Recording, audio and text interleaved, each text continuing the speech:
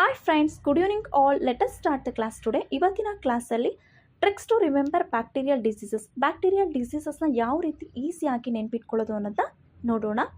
ಕಾಟೆಟ್ ಆಗಿರ್ಬೋದು, central T E T, G P S T R, H S T R, P S T R ಎಲ್ಲ ಎಕ್ಸಾಮಲ್ಲೂ ಈ ಒಂದು topic ಮೇಲೆ ಕಂಪಲ್ಸರಿ ಕ್ವಶನ್ಸ್ ಇರುತ್ತೆ.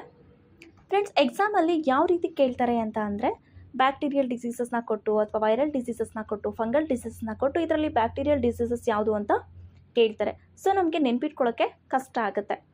ಸೊ ಆದ್ದರಿಂದ ಟ್ರಿಕ್ಸ್ನ ಯೂಸ್ ಮಾಡೋಣ. ಇವತ್ತಿನ ಕ್ಲಾಸಲ್ಲಿ ಬ್ಯಾಕ್ಟೀರಿಯಲ್ ಡಿಸೀಸಸ್ನ ಯಾವ ರೀತಿ ನೆನ್ಪಿಟ್ಕೊಳ್ಳೋದು ಅನ್ನೋದನ್ನ ನೋಡೋಣ. ಟ್ವಿಟ್ ಕೋಲ್ಡ್ ಪ್ಲ್ಯಾಕ್ಸ್ ಅಂತ. ಟ್ವಿಟ್, ಟಿ ಅಂದರೆ ಟೆಟಾನಸ್, ಡಬ್ಲ್ಯೂ ಅಂದರೆ ಓಫಿಂಗ್ ಕಾಫ್, ಮತ್ತು ಇಲ್ಲಿ ಐ ಏನಿಲ್ಲ ಸೈಲೆಂಟ್ ಅಂತ ಅಂದ್ಕೊಳ್ಳಿ.